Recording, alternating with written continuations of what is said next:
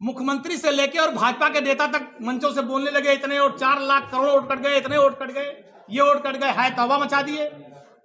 अब जब इनको लगा कि उत्तर प्रदेश में इनका भ्रष्टाचार खुल गया, ये चुनाव हार जाएंगे क्योंकि बेईमानी के वोटों चुनाव जीतते थे, तो अब इन्होंने एसआईआर के माध्यम से पूरी अयोध्या विधानसभा में लगभग 95,000 से ज्यादा और महानगर में 77-75,000 वोट नोटिस जारी किया मतदाताओं को।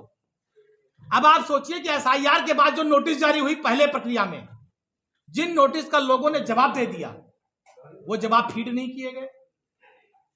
जब वो फीड नहीं किए गए, दोबारा उन लोगों को नोटिस आई है 95,000 लोगों को, और बहुत से ऐसे लोगों को नोटिस आई जिनका एसआईआर का फॉर्म पूरा सही है, जिसमें आपने 2003 की पहली जो सूची जारी की वोटर लिस्ट, उसमें पता लगा माता पिता की उम्र 45 साल है 2003 में, और उसके बाद आपने जब उसको टाइप करा के दोबारा जारी किया तो पिता की उम्र जो है 22 साल हो गई। दोनों सूची में गड़बड़ी है। गड़बड़ी किसकी? अधिकारियों ने किया। भाई वोटर लिस्ट कहां बनी? निर्वाचन आयोग में, सरकारी कर्मचारियों द्वारा। टाइपिंग कहां? उन्होंने कराया। अब पता लगा उस व्यक्ति को उन्होंने सूची जारी कर, नोटिस जारी कर दिया। अब वो दौड़े अलग अलग बहानों से।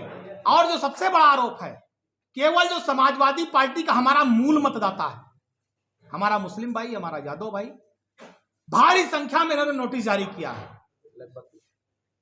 आप जान लीजिए जो उन्होंने नोटिस जारी किया उसमें 80% हमारे यादव और मुस्लिम भाई हैं। अभी मैंने कुछ सूची पढ़ी, आपने देखा किस तरह से मुस्लिम मतदाताओं को नोटिस जारी किया है। ये परेशान करके उत्पीड़न करना चाहते हैं, मुस्लिम वोटों को वोटर लिस्ट से हटाना चाहते हैं।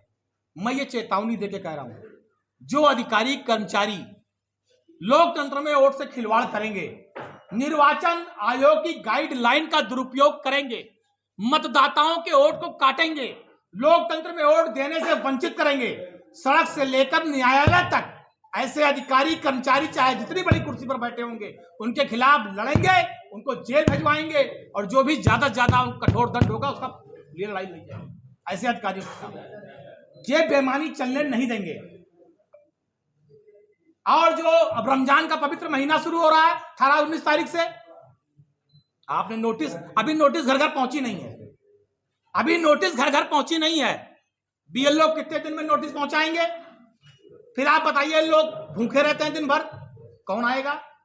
क्या निर्वाचन आयोग इस बात को सुनिश्चित करेगा कि जो 95,000 नोटिस हैं, उन 95,000 लोगों के घरों पर निर्वाचन के लोग, बीएलए अधिकारी जा करके उनकी समस्या को उनके घर पे समाप्त करके इन सारे वोटों को लोड करेंगे, जिससे कि लोकतंत्र में निर्वाचन सूची में सारे नाम आ सकें? क्या इसका प्रावधान निर्वाचन आयोग करेगा?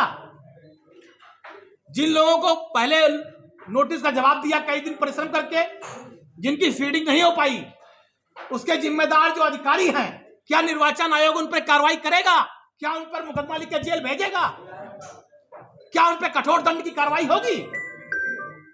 ये लगातार भारतीय जनता पार्टी के इशारे पर इनके अधिकारी कर्मचारी वोटों को काटने का, मतदाता को परेशान करने का, कि वो इतना परेशान हो जाए, 1 बार 2 बार 3 बार 4 बार दौड़ेगा, फिर कहेगा छोड़ो, दौड़ेंगे नहीं, वोट कट गया उसका। तो यह भारतीय जनता पार्टी और इनके अधिकारी जो साजिश कर रहे हैं, हम आज उसको पूरा हमने बेनकाब किया है।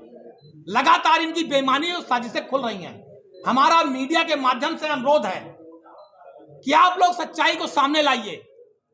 एक मतदाता को एक वोट देने का जो लोकतंत्र में अधिकार है, वो उससे कोई छेड़छाड़ नहीं होनी चाहिए।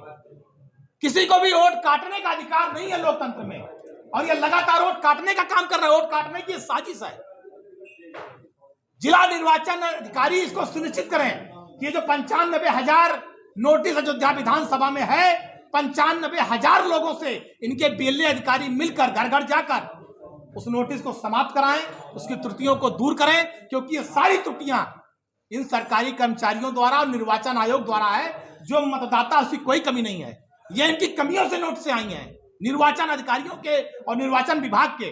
तो इनकी जिम्मेदारी है कि 95,000 लोगों के घर जाएं, अपने अधिकारियों को भेजें, और सारी नोटिस की त्रुटियों को दूर करा करके लोकतंत्र में जो वोटर लिस्ट आए उसमें इन सारे मतदाताओं का वोट सुरक्षित होना चाहिए। ये हमारी जायज मांग है। और जो भी इसमें कर्मचारी अधिकारी भारतीय जनता पार्टी निर्वाचन आयोग के सदस्य की तरह काम करेंगे, उनके खिलाफ हम सड़क से लेकर न्यायालय तक लड़ेंगे। धन्यवाद।